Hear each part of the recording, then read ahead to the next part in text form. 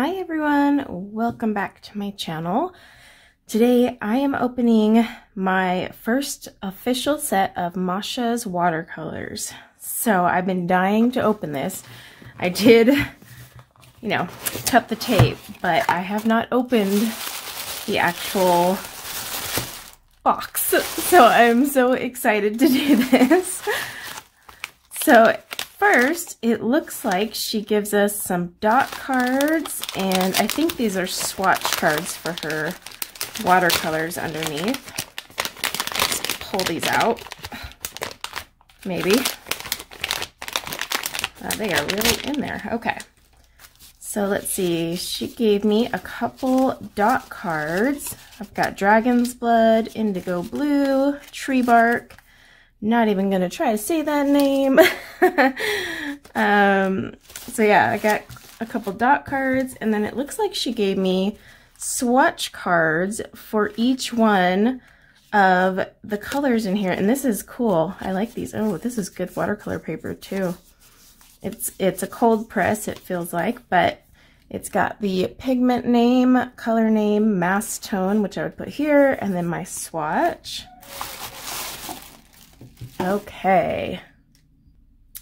All right, so this is wrapped all cute and pretty. It even says thank you. Okay.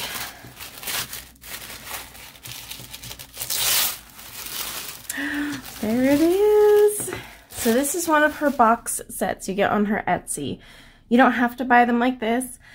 I just really wanted to. But it's pre-selected colors in this one here. All right, so let's check this out. This is like a sturdy, pretty heavy sized block. And then it's got the artwork and her name. And, oh, okay, it's magnets. I was like, how's that holding on there so strong? It's magnets. Under the tape here, I believe is the mixing palette. Yeah, see, it's right there. So we have a mixing palette too, but I won't subject you guys to trying to watch me untape that. So these are the colors that came in the floral set I picked. She had one more on her Etsy store, and a while ago she had the option to create your own, but I didn't see it at the time. So each little one here, let me zoom you guys in. There we go. So looks like each one is individually wrapped, which most are when you order watercolors, but it's got her logo, and she put like a little swatch on the top. Oh, and she's got the pigment numbers and the name. This is pretty rare because a lot of the handmade watercolors I get on Etsy do not have any pigment information. That is a 4-color mix. Now Masha's watercolors, I hope I'm saying that right. Gosh, these are hard to get out here. They are granulating. So we got like a 3-color mix there. Yeah, so these are granulating watercolors. Or most of hers are granulating, I should say, but so they're really cool. Like you can even already see the granulation in that one. But yeah, what I'm going to do is I'm going to unwrap each one of these off camera. I'll get the tape off the palette here as well, just so you guys can see it. I'll be honest, I probably won't use this palette, just because, well, it is pretty tiny. I mean, what is this, like a 2-inch by 2-inch box? I don't know. It's pretty tiny for mixing, but like say you took this whole thing, oh my gosh, those magnets are freaky strong.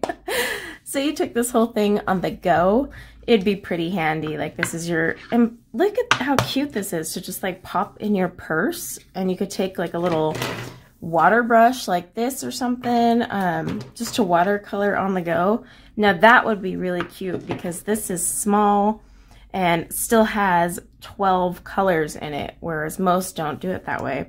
So that's the only time I'd probably use that. Other than that, I'd probably just use one of my bigger palettes because I like room. So let me unwrap these. I'm going to fill out these cards, and then we can swatch away. Okay, one thing I wanted to show you guys while I was unwrapping these real fast is once you get the wrapper off, it will have the color name, but the pigment info isn't there. So you'll definitely want to write it down, before you throw out the wrappers. And also, they have a magnet on the bottom. Now, there's no maybe there is a magnet because I see an indent in the wood. Nope, no magnet in the wood. I was gonna be like, wow, that's crazy. So there is a magnet in here, but no magnet in here. But that way, if you wanted to move it over to like a spare metal palette and like combine them all, you'll be able to do that. So just wanted to let you guys know before I kept unwrapping. And then the other thing I did notice is the one thing is you'll want to keep them like your swatches in order, because, you know, obviously once this goes down in here, there's really no way to tell what that color is unless you want to write on the wood. So you got to keep that in mind. Okay, so I've unwrapped the watercolors, and I'll be honest, this actually is a few days in between. The reason for that is I was getting my watercolor sketchbook ready, or swatch book. I'm sorry, this isn't my sketchbook. I just use a Fabriano watercolor sketchbook for my swatches. It's cold press. It is not 100% cotton though, keep that in mind. But it's affordable, and then I can kind of play around with it. So I was getting ready to just set it up the normal way I do, like swatch like so. And then I saw in my email that my new sketchbook stamps were coming. So I was like, oh, I gotta wait for those. So I had ordered stamp set 1 and 2 from Arit. I hope I didn't mess up her name. She's got an adorable channel on YouTube, and she makes these stamps that are so fun and quirky and cool. So I was just like, ah. So this is stamp set 2, which I used here. And so as you can see, I used the watercolor tube. So when I found out that these were on their way and arriving that day, I was like, well, I'm not going to swatch till these come because I want to use these. And then by the time I got this all stamped out, we had our bad afternoon lighting because I rely heavily on natural light to film. Fun fact. I hate all the artificial lights and the idea of being like surrounded by just tons of lamps, and it's just cumbersome. I can't focus that way. So anyhow, I am going to use my number 10 silver black velvet to swatch these out. Now these are granulating watercolors. I was checking out the pigments as I was writing them. One I found interesting was Forest Green and Deep Sea have the exact same pigments, just the order is changed up. Now, about watercolor pigments, you could have 2 PB1s in front of you and from 2 different companies, and they are like looking totally different. Because you have to remember, a watercolor is not just made of pigment. It's got other ingredients in there that make that watercolor. So depending on their binders, you know, how much of the pigment, that quality of the pigment. I mean, PB1 is a pigment, but you know, where'd they get it? You know, all those things can really drive home the actual color you are getting. Now there is some consistency-ish between them, but you have to keep that in mind. So that said, these are both the same 4 colors, but the amount of each pigment she used, and she did change up the order, so, you know, I don't know her formula or anything like that. That's obviously proprietary, but the amount of each one of these pigments is obviously different to create these different colors. So if you ever see something like that, I just wanted to point that out to you guys. Like, it's actually not a big deal, because same thing here, you know, I don't know how much PY150 and PR102 were used to create this color. Just a little fun little fact. So anyway, now that I've explained that, I am going to probably swatch 1 in real time, and then the rest I will just kind of speed up and do a voiceover, just so that you're not watching paint dry, literally. So I'm just gonna kind of have some fun. I think I will do wet on dry. These are granulating, so they would do better wet on wet, but I tend to paint wet on dry, so I'm gonna do the way I would be using these. So let's do Tiger Eye.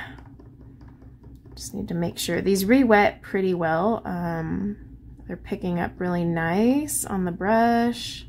I'm gonna add a teensy bit more water to my brush though, because I want it juicy for the granulation.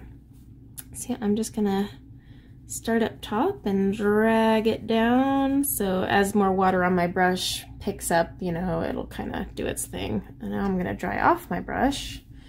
I'm just gonna kind of pull this up here, make it sloppy. I have zero issues with if I'm in the lines or not. And by the way, this is a great way to test opacity because I don't have to draw a little line. I can just tell you. So this is a pigment ink I used for the stamping, but I'm noticing, I think that's the paint that's got that chunk in there.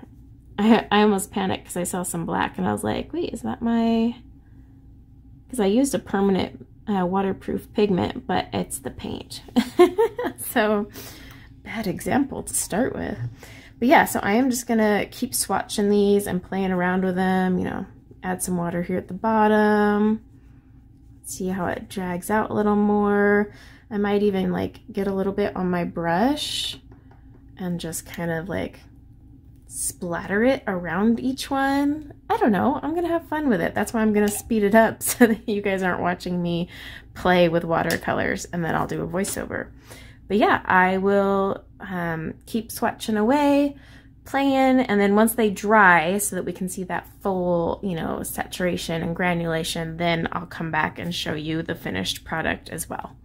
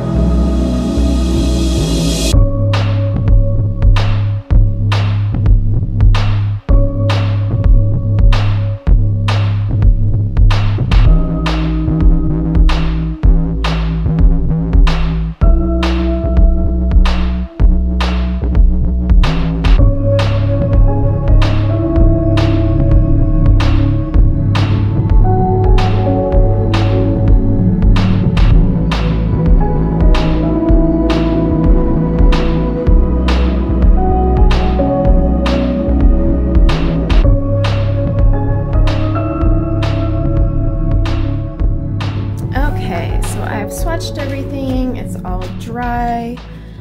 Working in this little bamboo case is actually not too bad. I was kind of worried I was gonna just make a mess of it. I mean, I will eventually, but it wasn't too shabby.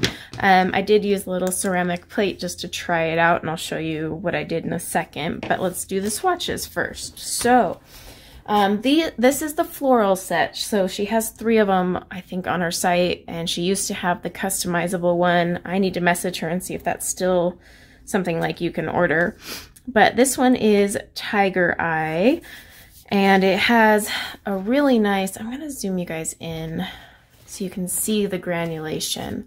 But see that nice separation there? It's actually a really pretty color. The only thing I don't like is just the brownish tones in there. It kind of has a funky finish, but it's cool. It's just like, I would definitely have to use that in something more abstract. Flame. Now this is because this is not 100% cotton, so when you swatch, and you might have noticed while I was swatching how it kind of just pools on the top, you kind of get that because it's not soaking in right away on this Fabriano. That said, this is a really pretty color too. I really like all the different, like the reds and everything you can just see popping through. The peach one actually doesn't, I mean, the granulation is very hard to see, but there is a tinge in there. But I really like this color when it's really concentrated, and even when it washes out, it's a really pretty color. I wouldn't call it peach though. Maybe that's just me. But let's move this out of the way. Oh, my water cup. Okay. So now we're on to Weathered Rose, which I really, really like. Look at that violet pinkish, and then the yellow that's popping through. That is such a cool granulation. Like, I love this one. I really do. The ultramarine magenta. I accidentally got a little too much water at the bottom, but look at that. It's got purple, pink, blue. I mean, obviously ultramarine. But I mean, it's just the way it separates. It's so pretty. Same with this turquoise violet. Look down here where I added more water. I hope you guys can see it. You can see that nice turquoise color, the violet popping through, but also a nice deep blue. I mean, that separation is really cool. All right, so now we get over to, like, here's forest green and deep sea. These are the ones I said use the same pigments, but obviously different concentrations, because this one's definitely more blue, and this one's definitely more on the green end.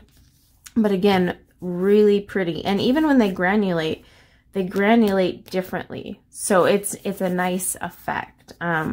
These are not as opaque as they seem. It's just, you know, I had a little bit of concentrated color there, but I love looking at all that green and yellow. It's just gorgeous. The forest green I really, really like. I put too much water down, so it pooled, but I mean, this is just beautiful. It's a beautiful color. And the granulation, I will show you, I used it in the, I had some paint left on my brush and I didn't want to waste it, so I just started making leaves. I'll show you how it looks.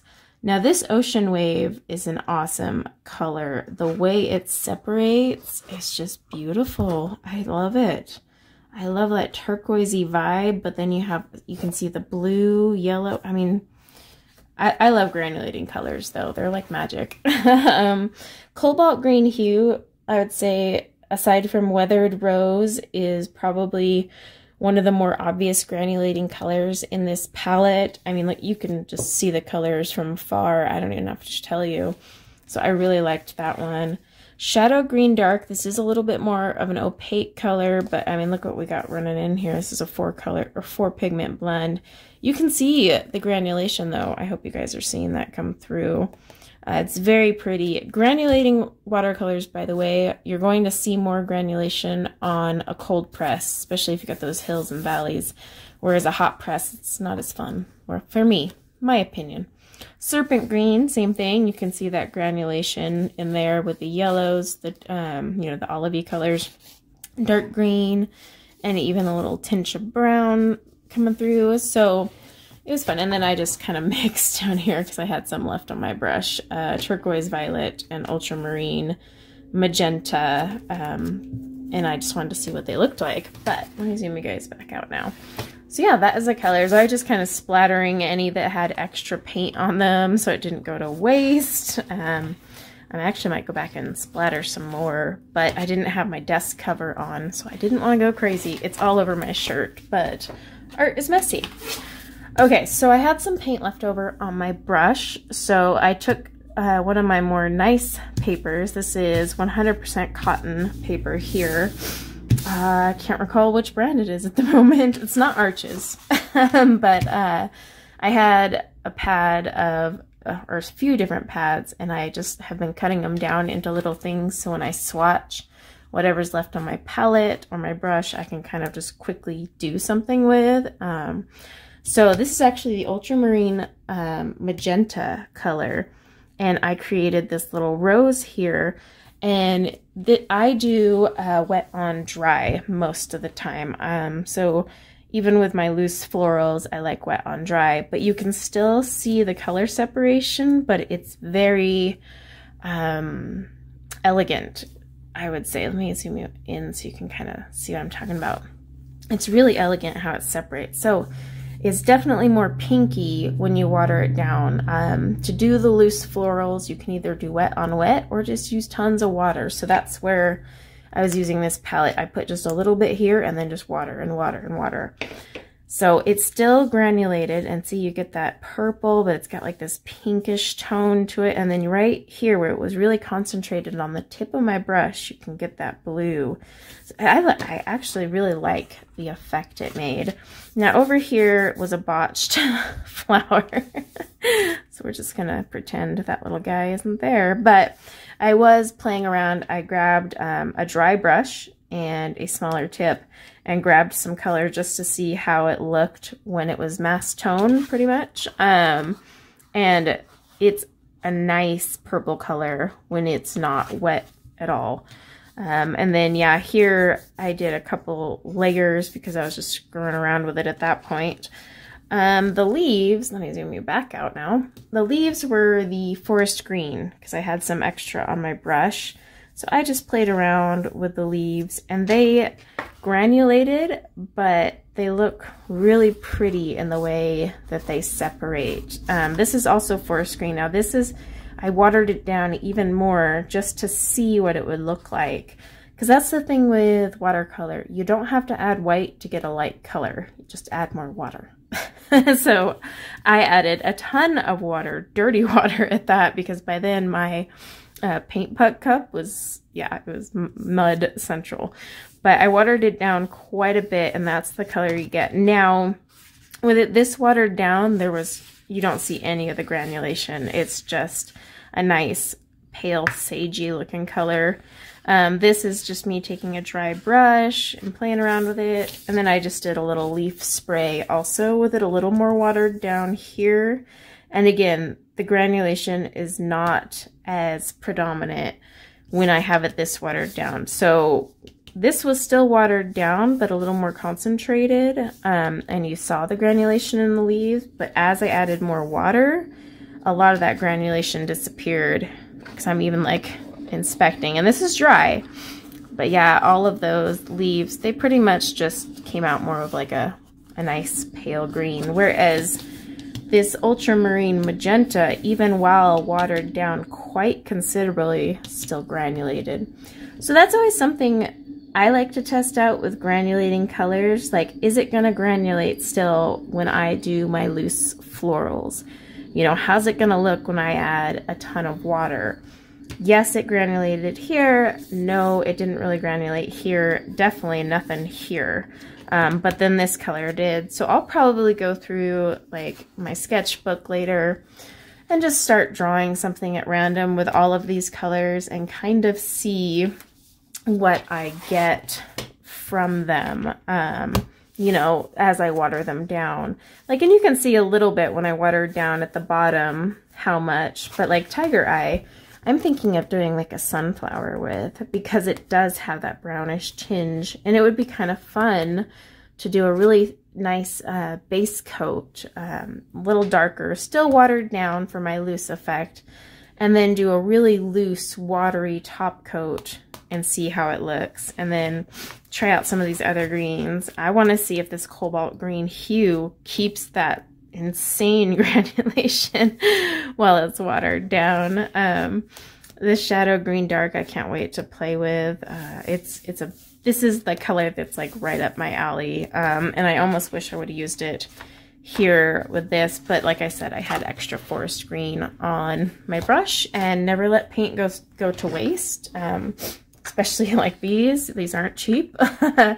So I did wet them with a pipette. That's the last thing I want to comment on. So I used a little pipette, and I just put a tiny droplet, tiny droplet. However, you can see, oh, Scout hit my camera. Thanks, Scout. You can see these ones indented pretty good, but these re-wet so easily because I went back in later. These had already dried. Oops, that one's wet. These had already dried when I went to go play around with them a little more.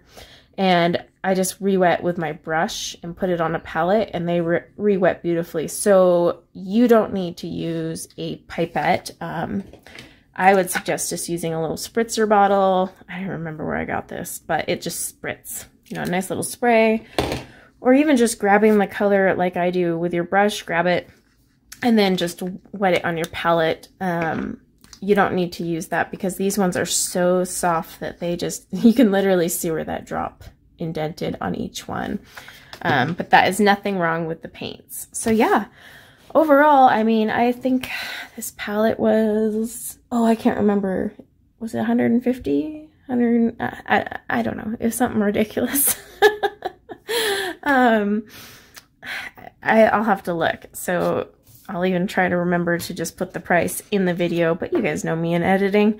I'll leave a link in the description below to her entire shop. Like I said, you can just buy a ton of dot cards from her, or you can buy these cute little sets.